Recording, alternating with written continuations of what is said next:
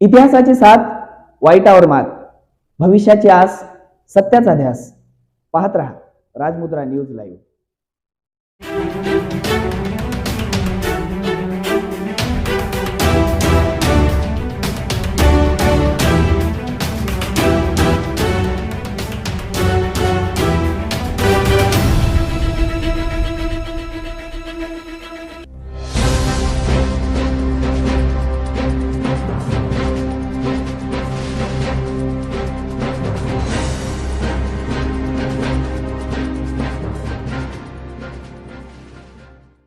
नमस्कार, मी रुपाली कांबळे. राजमुद्रा न्यूज लाईव्हच्या समाजमुद्रा या कार्यक्रमात आपले स्वागत. समाजमुद्रा या कार्यक्रमामध्ये आज आपल्याकडे विशेष पाहुणे सान्वीताई जेठवानी यांना आमंत्रण दिलं आहे. सान्वीताई जेठवानी ह्या नांदेडच्या रहिवासी, शास्त्रीय नृत्यांगना, लोकनृत्यगुरू, संशोधक, निवेदक, अभिनेत्री, लावणी नृत्यांगना, लेखिका, कार्यक्रम आयोजिका, समाजसेविका, प्रमोटर, डायरेक्टर, मॅनेजिंग डायरेक्टर अशा विविध पदावर कार्यरत आहेत. तसेच त्याशिवाय त्या अनेक कॉलेज आणि शाळांमध्ये, युनिव्हर्सिटीमध्ये सांस्कृतिक कार्यक्रम व व्यक्तिमत्व विकासावर त्यांनी लेक्चरसुद्धा घेतलेले आहेत. तर चला तर मग अशा दिलखुलास व्यक्तिमत्वासोबत आपण चर्चा करूया. सान्वीताई, आपले राजमुद्रा न्यूज लाईव्हमध्ये स्वागत. धन्यवाद. सर्वप्रथम आम्हाला जाणून घेण्याची इच्छा आहे की आपण भरत ते सान्वी हा प्रवास, ह्या प्रवासाला आपले 1 वर्ष पूर्ण झालेलं आहे.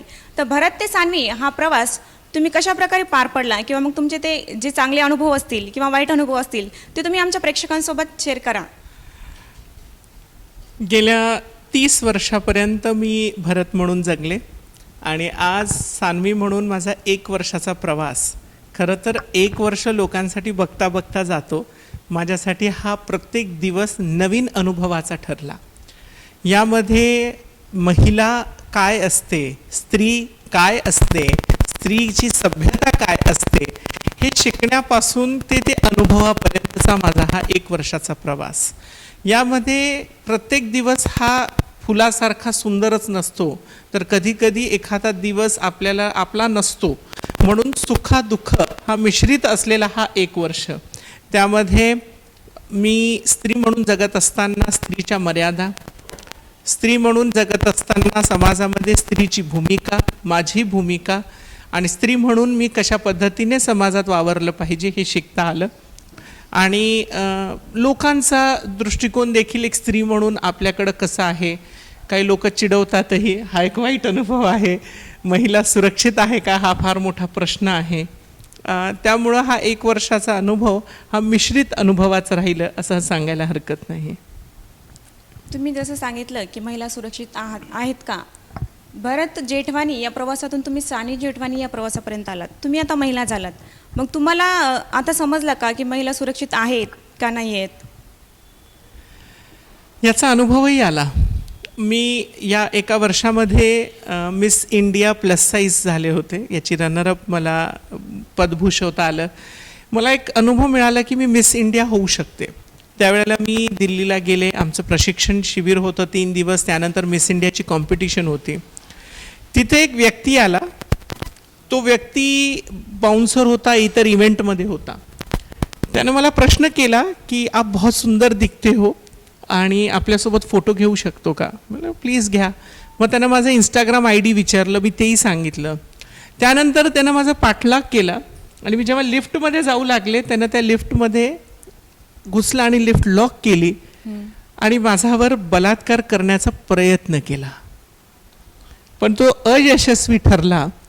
त्या दिवशी एका 5 स्टार हॉटेलमध्ये थांबलेली ती स्त्री, ती सान्वी कुठंतरी घाबरली. शरीराने इतकी भक्कम असलेली देखील त्या दिवशी माझं मन कुठंतरी हळवं झालं. मी 3 मिनटं तरी मला रडणंच बंद झालं नाही. आणि त्या देशामध्ये आम्ही सुरक्षित आहोत की आहे की हा प्रश्न मला त्या दिवशी पडला. आणि हा अनुभव मला घेता आला की खरंच आम्ही सुरक्षित नाहीत. आजही पुरुषाचा दृष्टिकोन किंवा एक संभोगाचा दृष्टिकोनाने आमच्याकडे बघतात की काय, हा प्रश्न पडला होता मला त्या दिवशी.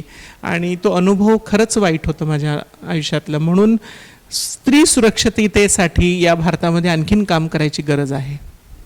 अर्थातच महिलांकडे पुरुषांचा पाहण्याचा दृष्टिकोन हा बदलायला हवा. अगदी. तर ताई, तुम्ही जेव्हा भरत म्हणून बाहेर कार्यक्रमाला जाण्यासाठी तयार होत होतात, तुम्हाला तेव्हा लागणारा वेळ आणि आता सानवी म्हणून जो तुम्हाला वेळ लागतो, याच्यामध्ये तुम्ही काय सांगाल की किती वेळ लागतो तुम्हाला, कशा प्रकारे तयार होता तुम्ही? याचा अनुभव आधी पण होतं मला, कारण मी लावणीसाठी तयार व्हायचे, पण पुरुषातून स्त्रीला तयार व्हायला खूप वेळ लागायचा. पण एक नॉर्मल कुठल्या कार्यक्रमाला जायचं की कुर्ता झब्बा घातला आणि निघालं, अशा पद्धतीने माझा अनुभव राहिलेला आहे. पण आज माझी आई देखील म्हणते, पहिलं किती छान होतं, कुर्ता घातला, पैजामा घातला, केस विंचरले की सरळ निघालं घराबाहेर. आता लट्टा पट्टा थट्टा सगळा आपला मेकअप पासून. पण स्त्रीची सुंदरता ही स्त्रीची दुसरी ओळख असं म्हणतात. स्त्रीचे केस हे स्त्रीची सुंदरता हे पण म्हणतात. स्त्रीचं नटणं हे स्त्रीला आणखीन निखार आणून देते हेही म्हणतात. या सगळ्यांचा अनुभव घेता मी जास्त वेळ तर लावत नाही, पण तयार झाल्याशिवाय घराबाहेर निघत नाही. पण थोडाफार वेळ लागतो जास्त. हो, लागतोच. कोणत्याही स्त्रीला अर्थात लागतोच. जसं तुम्ही नांदेड लेवलला कार्यक्रम घेतलेले आहेत, नांदेड लेवलला घेतलेले आहेत, राष्ट्रीय लेवलला घेतलेले आहेत, आपले नांदेडचे कार्यक्रम आणि आंतरराष्ट्रीय कार्यक्रम या दोघांमध्ये काय तफावत आहे? म्हणजे तुम्ही आपल्या नांदेडच्या प्रेक्षकांना काय सांगू इच्छिता की नांदेडचे कार्यक्रम कसे असतात आणि आंतरराष्ट्रीय लेवलचे कार्यक्रम तुम्ही कसे, म्हणजे कशा प्रकारे असतात? फार खोलाचा आणि महत्त्वाचा प्रश्न आहे हा, कारण याला उत्तर देण्यासाठी मला खूप पैलूंना टच करावं लागेल. त्यामध्ये नांदेडमध्ये उपलब्ध असलेल्या सुविधा, नांदेडमधलं उपलब्ध असलेलं प्रेक्षक वर्ग, नांदेडमध्ये कलाकारांकडे बघण्याचा दृष्टिकोन, कलेचा वारसा, हा सगळे पैलू त्यामध्ये समावेश होतात. त्यामध्ये हा प्रश्न जेव्हा मी उत्तर देईल एवढं सांगेल की आंतरराष्ट्रीय आणि नांदेड कुठलाही कार्यक्रम हा वेगळा नसतो. कार्यक्रमाला 3 गोष्टींची फार महत्त्वाची गरज असते. एक असतो सादरीकरण करणारा कलावंत, दुसरं उपलब्ध असलेल्या सुविधा आणि तिसरं असतो उत्तम असा प्रेक्षक वर्ग. हे 3च कार्यक्रमाची जान आणि जीव आहेत. तर या जीव असणाऱ्या हा कार्यक्रम कुठेही झाला तरी चांगला होऊ शकतो. पण नांदेडमध्ये आज एक चांगलं ऑडिटोरियम किंवा सभागृह नाही आहे. नांदेडमध्ये उत्तम सोयीसुविधा नाही आहेत कार्यक्रम करण्यासाठी. ध्वनी प्रेक्षक समजून घेणारे तशा पद्धतीने साऊंड सिस्टीमवाले नाही आहेत. तर या सगळ्या उणीवा आहेत ज्या आंतरराष्ट्रीय दर्जाच्या कार्यक्रम नांदेडमध्ये करत असताना ते फरक जाणवतो. पण नांदेडमध्ये कलावंतांची कमी नाही आहे, त्या पद्धतीने प्रेक्षकांचीही कमी नाही आहे. मी तर म्हणते आंतरराष्ट्रीय दर्जाचा प्रेक्षक नांदेडमध्ये आहे. ती दाद, ती प्रोत्साहन नांदेडमध्ये मिळतं. पण आपल्याला सुविधा जर उपलब्ध केलं तर नांदेडमध्ये आंतरराष्ट्रीय दर्जाचा कार्यक्रम होणं अशक्य नाही. अर्थातच नांदेडच्या कलाकारांना साधन सामग्री ही अपुरी पडत आहे. हो, आंतरराष्ट्रीय लेवलच्या स्थळापर्यंत तो जाऊ शकत नाही.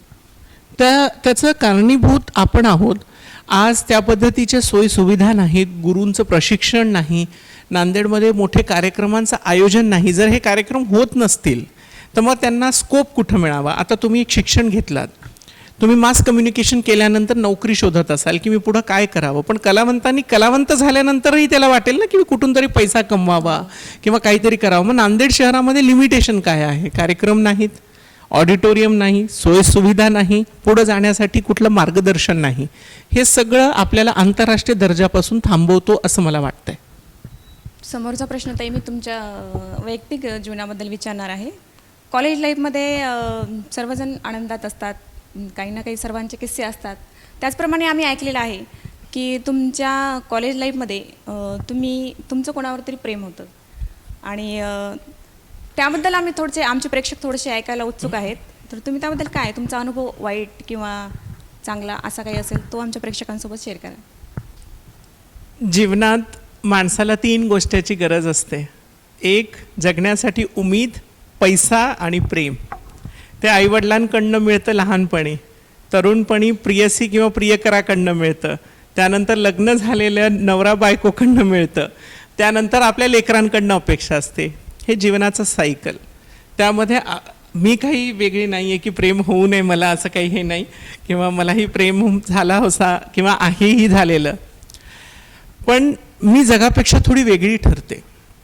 हा तेवढाच गंभीर आहे माझ्याविषयी. कारण हा गंभीर विषय याच्यासाठी आहे की मी ट्रान्स वुमन आहे, ज्याला तुम्ही परिवर्तित महिला म्हणाल किंवा पारलिंगी महिला म्हणाल.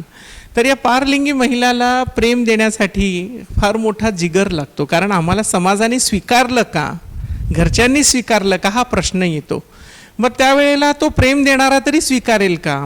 कारण बहुतांश लोकांचं आमच्याकडं प्रेम करण्याचा दृष्टिकोन म्हणजे आमचं पैशांचा वापर, आमच्याकडं शारीरिक वापराकडनं बघण्याचा दृष्टिकोन, याकडनं त्यांना प्रेम असतं. पण एक पारलिंगी व्यक्ती फार हृदयाने कोणालाही प्रेम देत असतं, कारण त्याला गरज असती प्रेमाची. तो घरच्या प्रेमापासून लांब असतो, हे असतो. मग मलाही जे प्रेम झालं किंवा त्या प्रेमाला खूप वर्ष सांभाळलं आणि सांभाळतही आहे, पण शेवटी तो प्रेम मला धोका देऊन गेला. आज त्याला माझी गरज नाही असं म्हणायला हरकत नाही, कारण पैशाशी प्रेम केलं हो त्यांनी. आमच्या अस्तित्वापेक्षा त्याला पैशाचं अस्तित्व महत्त्वाचं वाटतं असं मला जाणवलं. आणि त्याहून पलीकडे जाऊन मला फार राग ज्या गोष्टीचं येतं ते म्हणजे मी गाडी होते त्याच्यासाठी, ज्याला वापरता येतो गाडीला, पण घरात आणता येत नाही, अंगणातच ठेवावा लागतो. त्या पद्धतीनं त्यानं गाडीसारखा वापर घेतला. जेव्हा त्याला गरज होती तेव्हा त्याचा वापर घेतला. बाकीच्या टाईमला मी त्या गॅरेजमध्ये किंवा त्या गोडाऊनमध्ये किंवा त्या अंगणामध्ये सडत आहे. त्याच्याशी काही घेणं देणं नाही, ते काळजी त्यांना नाही. हा माझा अनुभव राहिला आहे. पण प्रेम सगळ्यांनाच हवं असतं आणि प्रेमात सगळ्यांनाच धोके मिळत असतात. ताई, तुम्ही पूर्णपणे स्त्री पण स्वीकारलेला आहे. प्रत्येक स्त्रीचं एक स्वप्न असते की आपला कोणीतरी स्वप्नातला राजकुमार असायला हवा, जो नेहमी आपल्यासोबत असायला हवा, आपल्या सुखदुःखामध्ये. स्त्रीचे स्वप्न असते आणि एक कुटुंबाची पण मागणी असते की जी आपली मुलगी आहे किंवा आपली जी ताई दिदी आहे तिचा कोणीतरी साथीदार असावा चांगला. प्रत्येक स्त्रीचं ते स्वप्नच असतं. पण त्याप्रमाणे तुम्ही काही विचार केलेले आहेत का की स्वप्नातला जोडीदार कसा असावा, किंवा मग तुमच्यासाठी म्हणजे मॅरेज प्रपोजल वगैरे काही येत आहेत का, असं काही आहे का? तुम्ही आता गंभीर विषयाकडे जात आहात आणि माझ्या दुखत्या नसांवर हात ठेवतात. खरं तर कोणालाही आपल्याकडं एक जोडीदार हवा असतो. ते अपंग व्यक्ती असो, ते माझ्यासारखं पारलिंगी असो, की पुरुष असो, साधारण स्त्री असो, सगळ्यांना आपल्या आयुष्यात एक जोडीदार, एक समजणारा किंवा आपल्याला समजून घेऊन चालणारा, प्रेम देणारा, आयुष्यभर साथ देणारा हा व्यक्ती हवा असतो. याविषयी माझं मत आहे की मला खरंच जोडीदाराची गरज आहे, कारण जीवन जगण्यासाठी एक माणसाला उमेद लागते. त्या उमेदसाठीच माणूस जगत असतो. मला लेकरू होऊ शकणार नाही माझ्या कुशीतून, हा सत्य आहे. पण जगण्यासाठी किंवा मला आयुष्यभर सांभाळण्यासाठी एक जोडीदार हवा अशी माझी इच्छा आहे. आणि त्या अनुषंगाने खूप प्रपोजल्स पण येत आहेत, करत आहेत, पण मला पाहिजे तसा जोडीदार आणखीन मिळत नाही आहे. कारण एक धोका खाल्ल्यानंतर पुन्हा धोका खायची तयारी माझी नाही आहे. आणि प्रत्येक वेळेस आम्ही सहनच करत राहावं हा सुद्धा फार मोठा विषय आहे. कारण डॉक्टर बाबासाहेब आंबेडकरांनी सांगितलेलं आहे की गुन्हेगार गुन्हा करण्यापेक्षा गुन्ह्याला सहन करणारा मोठा गुन्हेगार असतो. मग आपणच स्वतः किती दिवस सहन करावा आणि आपणच का सोसावं? तर समाजापुढे जर आपल्याला कोणी उदाहरण देत चांगल्या व्यक्ती मिळाला तर मी नक्की लग्न करेन आणि मी तयारही आहे. नाही तर आयुष्य इतरांसाठी आणि समाजासाठीच काम देवानं जन्म दिले हे समजून काम करत राहीन. खूप छान ताई. आम्ही ईश्वरचरणी प्रार्थना करतो की तुम्हाला तुमच्या मनासारखा जोडीदार हा मिळावा. ज्या न्याय हक्कासाठी तुम्ही लढा देत आहात, तर मग तुम्ही तुमच्या आणखीन काय भूमिका आहेत की जे तृतीयपंथ आहेत त्यांना शासनाकडून कोणकोणत्या योजना याव्या, किंवा मग विविध स्तरावर त्यांना शैक्षणिक दर्जा त्यांचा किंवा मग त्यांच्या नोकरीबद्दल शासनाने काय करायला हवं? बघा, हा विषय पुन्हा फार मोठा आहे. परवा मी तृतीयपंथीयांचं धोरण ठरवण्यासाठी एक बैठक झाली होती महाराष्ट्र शासनाच्या वतीने. त्या बैठकीला मीही उपस्थित होते आणि मला निमंत्रित सदस्य म्हणून बोलवण्यात आलं होतं. खरं तर तृतीयपंथी हा विषय मुळात समाज स्वीकारण्यापासून ते त्यांचं रोजगार निर्मितीपर्यंत, त्याहून पलीकडे जाऊन त्यांचं अस्तित्व समाजात निर्माण करणं हा फार महत्त्वाचा विषय ठरतो. आज पारलिंगी समाजला नालसा 2019-2020च्या जजमेंटनुसार आम्हाला खूप गोष्टी मिळाल्यात. त्यामध्ये शिक्षणाचा अधिकार, नोकरीचा अधिकार, स्वतःला ओळख देण्याचा अधिकार, त्याहून पलीकडे आजही खूप गरजा आहेत, त्या पूर्ण होण्याची गरज आहे. त्यामध्ये सांस्कृतिक दृष्टिकोनाने, त्या हिशेबाने आमचा इतिहास काय आज आणि उद्याचा नाही आहे. तुम्ही महाभारतापासून आमचा इतिहास ऐकत असाल, तर आज हा वारसा कुठंतरी जपला पाहिजे. तुम्हाला माहिती आहे, अनेक तृतीयपंथी पारलिंगी व्यक्तिमत्वांना अनेक कला त्यांच्यामध्ये समावेश आहेत. त्या कलांना उजागर देण्यासाठी रोजगार निर्मिती व्हावी, त्यासोबत प्रत्येक नोकरीमध्ये त्यांचा समावेश व्हावा. कारण आम्हाला जर नोकरीमध्ये समावेश केलं तर मुख्य प्रवाहात या समाजाच्या मुख्य घटकामध्ये येण्यासाठी आम्हाला संधी मिळेल. दुसरी सगळ्यात मोठी महत्त्वाची जी माझी इच्छा आहे ती म्हणजे आमचं राजकीय ओळख. जसं की विविध समाजांना, एक्झाम्पल तुम्ही आता परवा बघितलं की मराठा समाजाचा आरक्षणासाठी खूप मोठा लढा दिला गेला. त्यांच्याकडं बघितलं गेलं वोट बँक म्हणून, त्यांच्या मागण्यापूर्वी परवा पेन्शनसाठी झालं, हे वोट बँक म्हणून बघतात, पण आमच्याकडं वोट बँक म्हणून बघत नाहीत. म्हणून आमचा राजकीय कुठेही ओळख नाही आहे किंवा आम्ही उपलब्ध आहोत त्यांच्यासाठी, एक्झिस्टिंग आहोत हे कळत नाही आहे. मग आम्ही कुठंतरी त्यांच्यासाठी घातक आहोत किंवा फायदेमंद आहोत.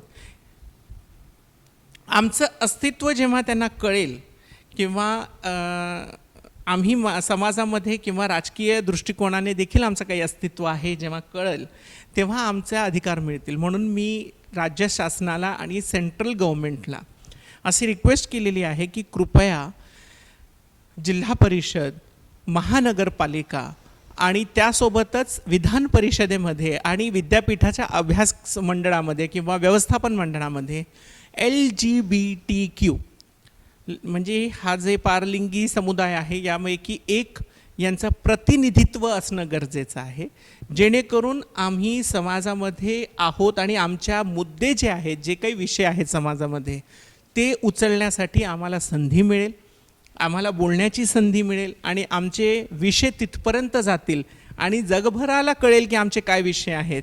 मग आमची सुधारणा कुठंतरी होईल असं मला वाटतंय आणि हे करणं गरजेचं आहे. अनेक मागण्या आहेत, तसे मी शासनाकडे 19 मागण्या दिलेल्या आहेत. प्रत्येक सांगणं हे नाही, पण शासन नक्कीच धोरणात्मक निर्णय घेतील हा माझा त्यांच्याकडनं मी आशा बाळगते असंच म्हणता येईल.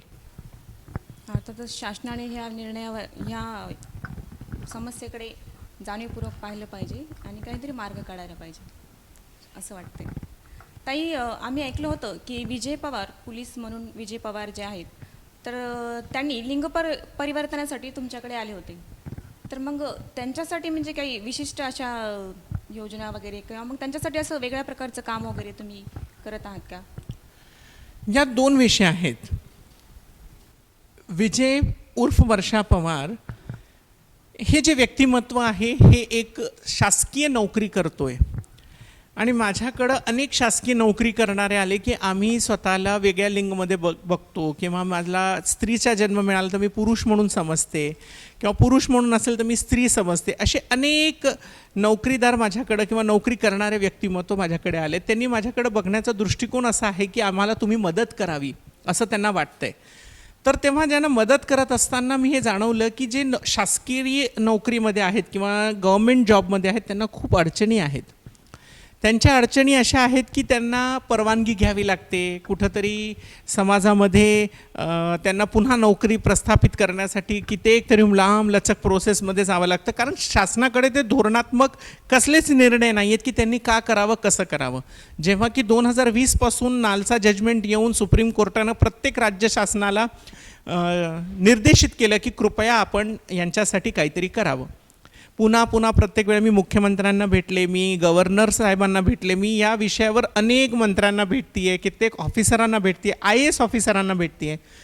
तर विजय पवार सारखे जे अनेक उदाहरण आहेत ते माझ्याकडं अशा दृष्टिकोनाने बघतायत की आम्हाला मदत व्हावी, आम्हाला कुठंतरी न्याय मिळावा, म्हणून मी त्यांना मदत करते आणि लवकरच शासनाच्या वतीने त्याला परवानगी देण्यात येईल. आणि जे अशासकीय नोकरीमध्ये आहेत किंवा प्रायव्हेट आहेत, जसं मी आहे, मला कुठली परवानगीची गरज पडली नाही आपलं लिंग परिवर्तन करायला, ते करू शकतात, पण त्यांना मार्गदर्शन करणारा कोणीतरी पाहिजे. कुठून मार्गदर्शन व्हावा, कोण सांगणार कसं करावं, का करावं, यासाठी जर शासनाने काम केलं, यासाठी जर काउन्सिलिंग सेंटर उभे झाले, तर मला वाटतं कुठंतरी हे जे लोक आहेत ते फक्त माझ्यापुरता मर्यादित न राहता सगळे त्या काउन्सिलिंग सेंटरच्या माध्यमाने काम होईल आणि त्या लोकांना योग्य ते मार्गदर्शन मिळेल. अगदी छान. ताई, आता काल 7 एप्रिलला आरोग्य दिन आपण साजरा केलेला आहे. तुम्ही भरत जेठवानीकडून सानवी जेठवानीकडे आलात. एक खूप मोठी शस्त्रक्रिया तुम्ही पार केलेली आहे आणि आजकाल आपण पाहतो की 2 दिवस ॲडमिट जरी हॉस्पिटलमध्ये असले की तो असहाय जो त्रास असतो तो लोकांना नकोसा वाटतो. पण तुम्ही 1 वर्ष पूर्ण वेगवेगळ्या शस्त्रक्रिया केल्यात. मग तुमच्यामध्ये जो शारीरिक बदल झालेला आहे त्याचा त्रास किंवा मग त्याचे चांगले किंवा मग वाईट अनुभव जे आहेत का काही अनुभव? आरोग्य दिवस हल्लीतच झालं आणि त्या अनुषंगाने मी इंटरव्ह्यू देखील दिले. आमची ही जी बदल आहे, आमचं जे बदल आहे पारलिंगीमध्ये किंवा याच्यामध्ये, हे 2 दृष्टिकोनाने होतो, एक शारीरिक एक मानसिक. तर आम्हाला दोन्ही दृष्टिकोनाने काय म्हणता येईल चांगलं होणं किंवा आपल्याला जे काही आरोग्याविषयी जी काळजी घ्यायची असते ती दोन्ही विषयी घ्यायची असते, ती मानसिक आणि शारीरिक. माझ्यावर खरं तर 7 ते 8 सर्जरी झालेल्या आहेत. त्यानंतर लोक घाबरून जातात, पळून जातात. पण मी भरत असताना 12 तास काम करत होते, आता 16 तास काम करते. आणि काम करत असताना कुठल्याही सर्जरीचा उणीवा, ड्रॉबॅक्स, प्रोस, कॉन सगळं असतं.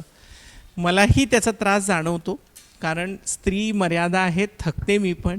कुठंतरी आरामाची गरज असते. अनेक शस्त्रक्रिया झाल्यानंतर त्या गोष्टींची काळजी घ्यावी लागते. तर हेल्थ या दृष्टिकोनाने मला आजही गोळ्या घ्याव्या लागतात. मानसिकरित्या स्वतःला खूप खुश ठेवावा लागतो, कारण या सगळ्या प्रोसेसमध्ये माणसाला खूप चिडचिड होते. कारण सायकोलॉजिकल जेव्हा बदल होतो, हार्मोन्स जेव्हा बदलत असतात त्यावेळेला मूड स्विंग्स येणं, माणसाची चिडचिड होणं, शरीराने स्थूल होणं, हे सगळे प्रकार मेडिकलमध्ये येतात, हेल्थ प्रॉब्लेम्समध्ये येतात. मग हेल्थ प्रॉब्लेम्स स्वतःचे जेव्हा आम्ही सांभाळत असतो त्यावेळेला ही सगळी काळजी घेणं फार गरजेचं आहे आणि मी घेत आहे. आणि मला काळजी करावी लागते आणि घ्यावी लागते. तुम्ही म्हणालात तसंच शस्त्रक्रियेमध्ये 2 दिवस नंतर लोक थकतात, पण मी माझ्या हिंमतीला थकू दिलं नाही.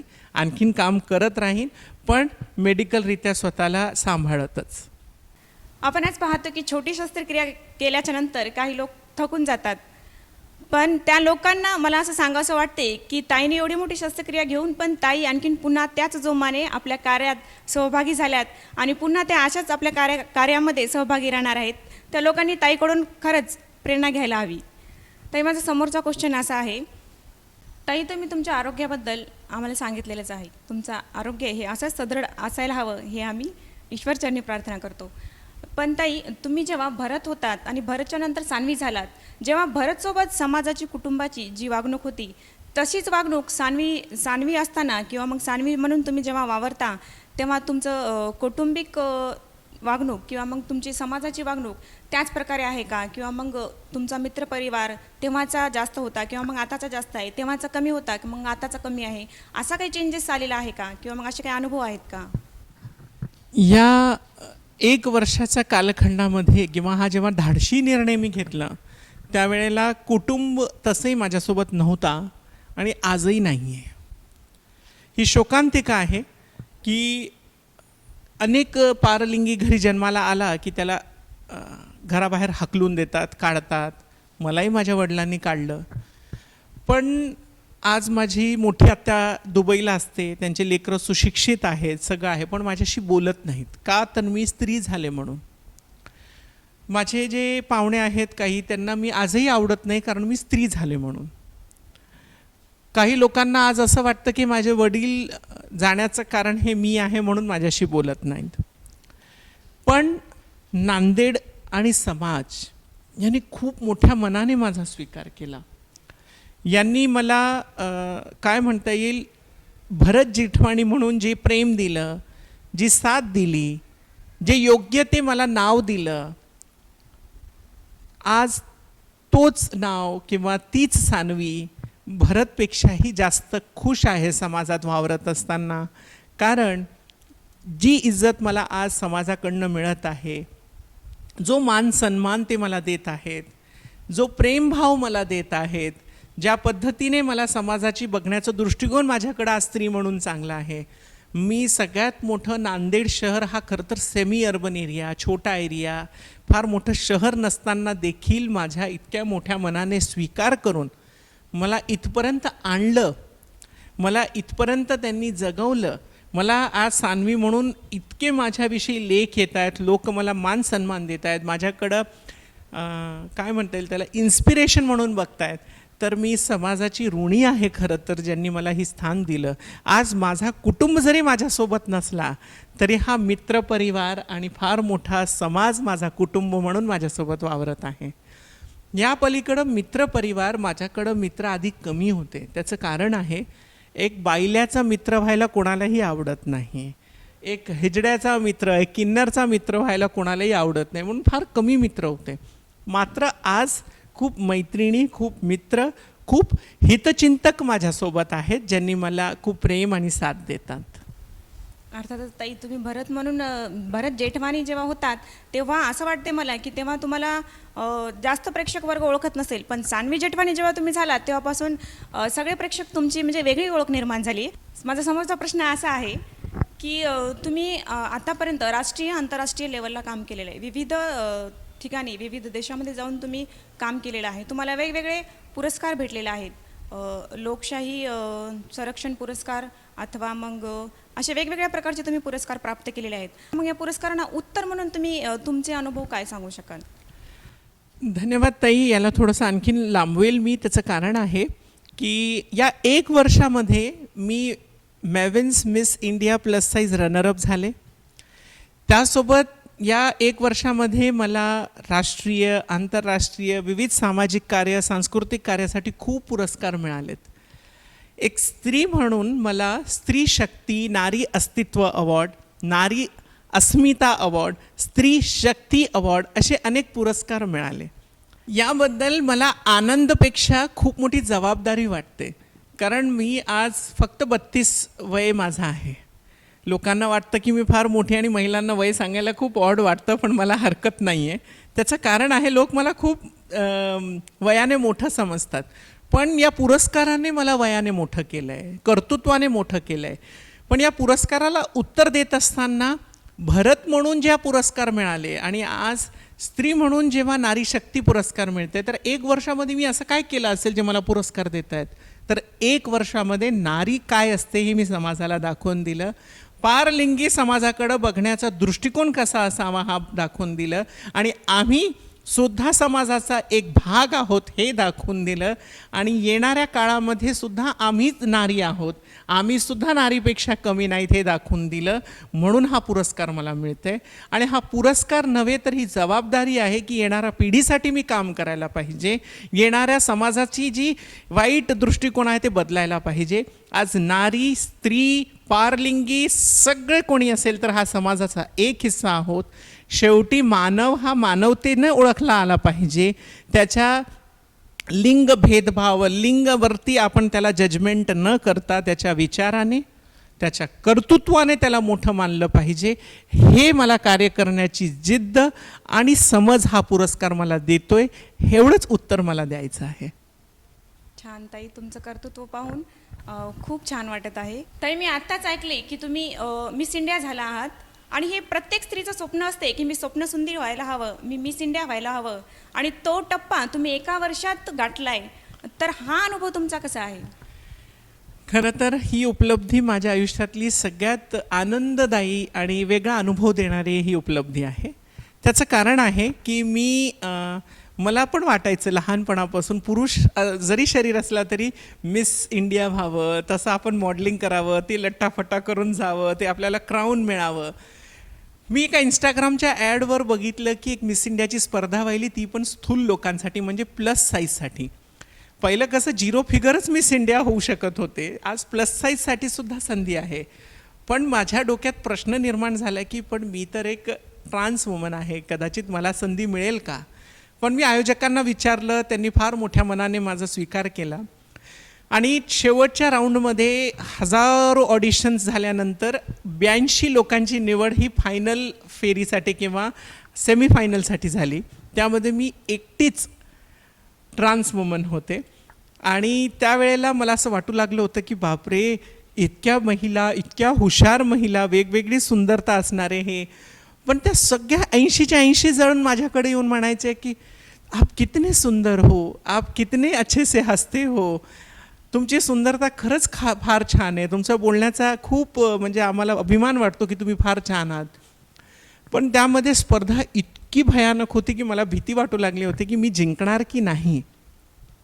आणि जेव्हा या सुंदरी स्पर्धेमध्ये जेव्हा एक शेवटचा प्रश्न असतो, जे प्रश्न टॉप 10मध्ये मी गेले आणि टॉप 10मधून आम्हाला ते प्रश्न उत्तराचं जे सेशन झालं, त्यामध्ये त्या सत्रामध्ये मला प्रश्न विचारण्यात आला की या 80 महिलांमध्ये तुम्ही का वेगळे आहात, फक्त तुमचं ट्रान्स वुमेन हा सोडून.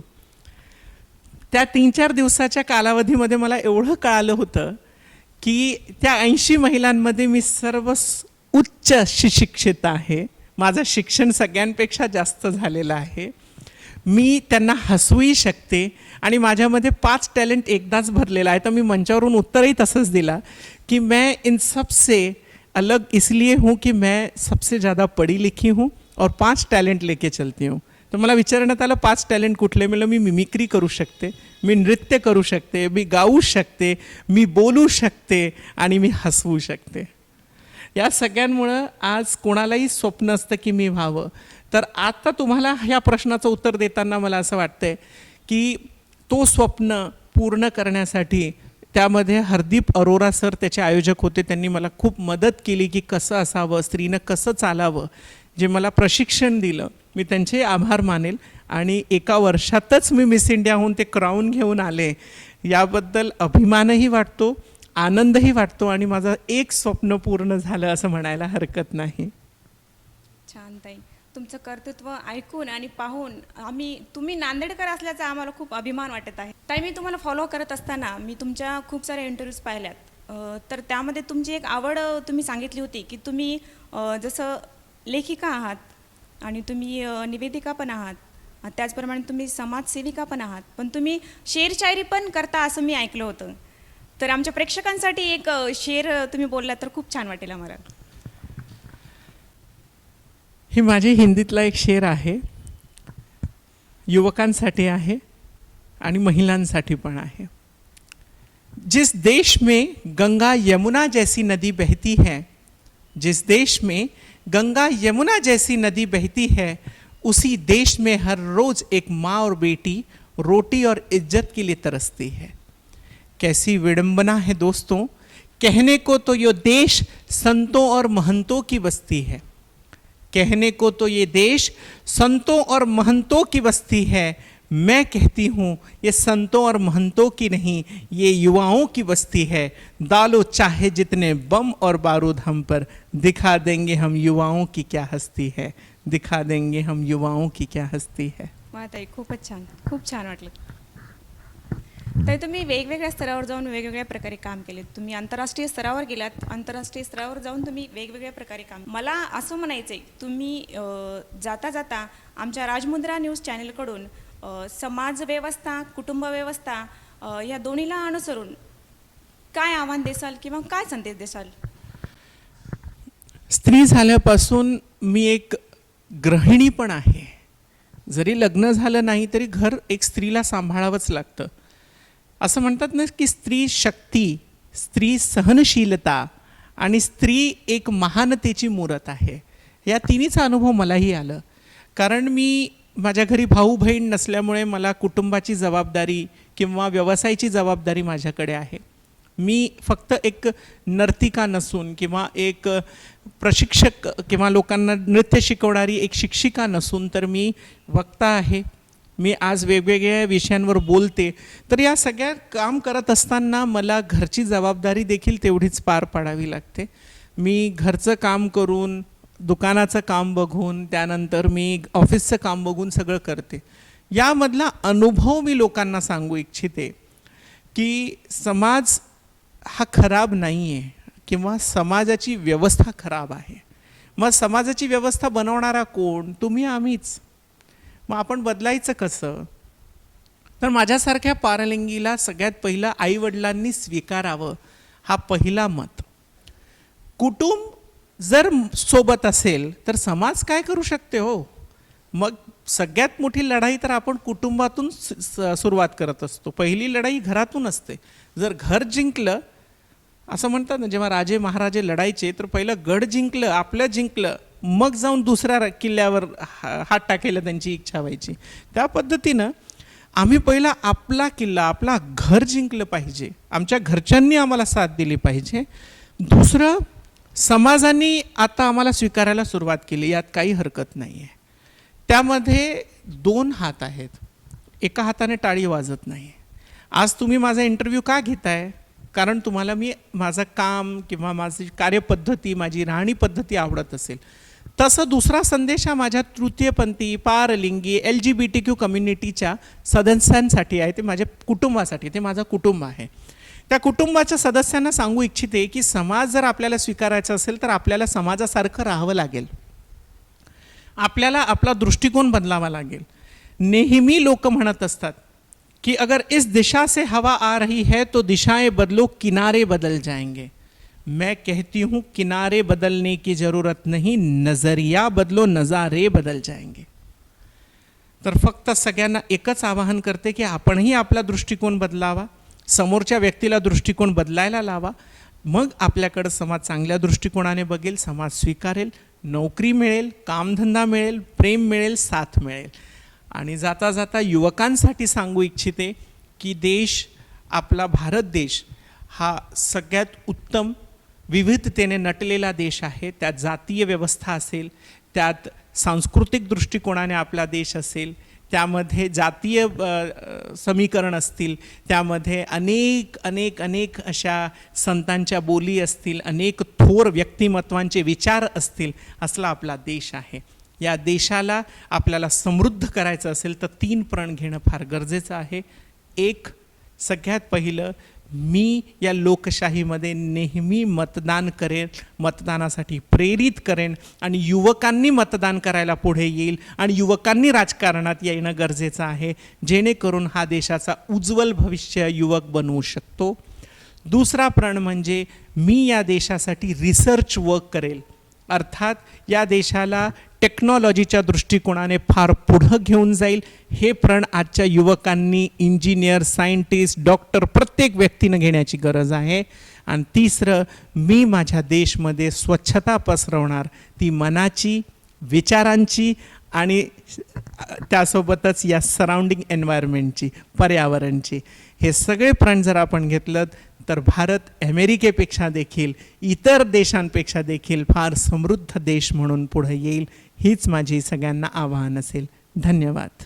तर तुम्ही वेळातला वेळ काढून आमच्या राजमुद्रा चॅनलच्या समाजमुद्रा या विशेष सत्रामध्ये सहभागी झालात, त्याबद्दल तुमचे आभार. मनोरंजनाचं प्रबोधन, करमणुकीचं उद्बोधन, बातमी अचूक, माहिती बिनचूक. पाहत रहा राजमुद्रा न्यूज लाईव्ह.